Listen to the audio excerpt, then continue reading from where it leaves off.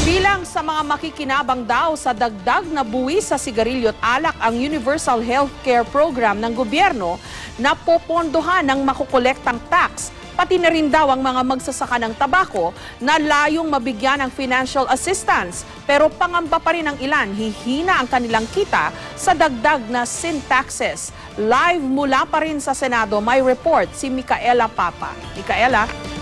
Jessica, sa pag-ratify ng sin tax bill sa Senado ngayong gabi, masaya ang ilang ahensya ng gobyerno sa dagdag na pondo na mapupunta raw sa mga health services. Pero hati naman ang opinyon ng ilang nagbebenta at bumibili ng alak at sigarilyo. Enumerate all the details. Yes. Sa nalalapit na pagsasabatas ng revised sin tax measure, ang Department of Health ang pangunahing makikinabang sa pagpapataw ng dagdag buwis sa alak at sigarilyo. Ayon sa naunang pahayag ni Finance Secretary Cesar Purisima, ang 33.96 billion pesos na makokolekta sa tax sa 2013 at 184.31 billion pesos sa susunod pang 4 na taon ay sapat para pondohan ang Universal Healthcare Program ng Aquino Administration. Ang health insurance ng ating mga mahihirap lalo na lalong-lalo na yung hindi pa covered. Second is parang maayos natin yung ating mga health facilities, mga ospital, madagdagan natin ang ating mga health workers. Sinagot naman ni Ona ang pangamba ng ilang senador na hindi naman gaanong bababa ang bilang ng mga nagyoyosi at sa halip ay tataas lang ang bilang ng tatangkilik ng smuggled cigarettes kapag naipatupad ang sin tax. Natingnan na namin kung anong experience ng ibang countries. Hindi naman talaga namamatay ang industry lalo na sa atin. And yes, there is a gradual but significant reduction. So very important na yung effect sa health. Bagamat mas mababa ang 33.96 billion pesos na sin tax sa 60 billion pesos na original target ng DOF at BIR, nirerespeto naman daw ng BIR ang legislative process. Ang mahalaga raw ay makatutulong sa health services ang anumang dagdag buwis na makakala. When we went in to get the 60 billion, it's because it's a need of the health. So if the Department of Health is happy with it, then we're fine. Magkakahalo naman ang naging reaksyon ng mga kababayan natin sa kontrobersyal na sin tax bill. Ang ilang tobacco farmers sa Dingas, Ilocos Norte, nabalitaan daw na 10 bilyong piso sa makukolektang dagdag buwis mapupunta sa mga programang pantulong sa tobacco farmers. May tlata sir at siyempre kita DJ nung matutak tax ito'y tabako, di kada sumrak lang iti gobyerno no ka DJ sir. Kita agsublinto mo lang iti farmers DJ wag tax dati tabako.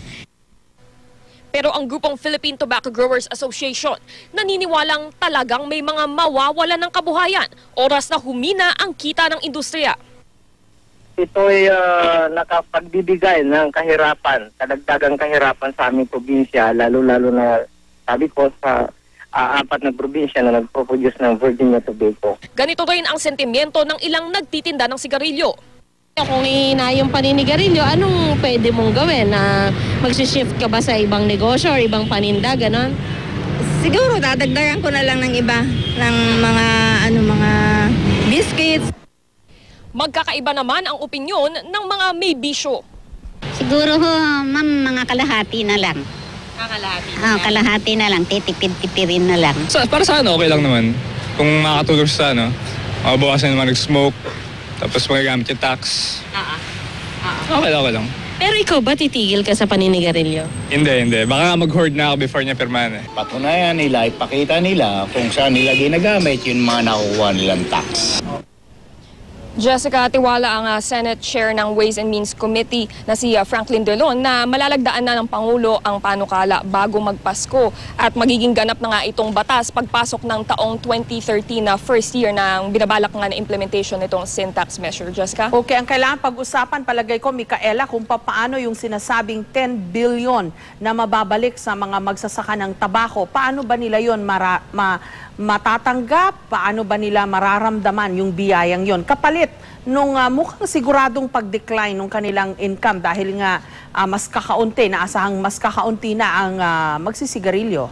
Tama yan, Jessica. Yan na nga lang ang hinihintay ng lahat. At pati na ng DOH ng aming tanungin kanina si Secretary Ona, hinihintay na nga lang nila itong implementing rules and regulations na magsasaad kung paano nga madidisperse at kung saan nga gagamitin precisely itong tinatayang 33.96 billion pesos na makukuha sa unang taon ng implementation nitong sin tax bill. Para naman sa Department of Health, Jessica, sabi nga ni Secretary Ona kanina, ang mahalaga ang napagdesisyonan nga ng Senado na gawing lump sum o ibigay as lump sum ito nga 85% ng revenue na mapupunta for health services, kasi ang gusto daw nila ay magkaroon sila ng flexibility at magkaroon sila ng sariling say kung saan nga mapupunta itong mga amount na ito, sa halip na parang nakalagay in black and white kung saan lang na ospital mapupunta ito, kung saan lang na services na maaari pa daw maging sanhi ng politika, Jessica. Okay, oo nga. Yun kasi malaking pera pupunta supposedly sa mga ospital at sa DOH dahil yun ang layunin, kaya itinaas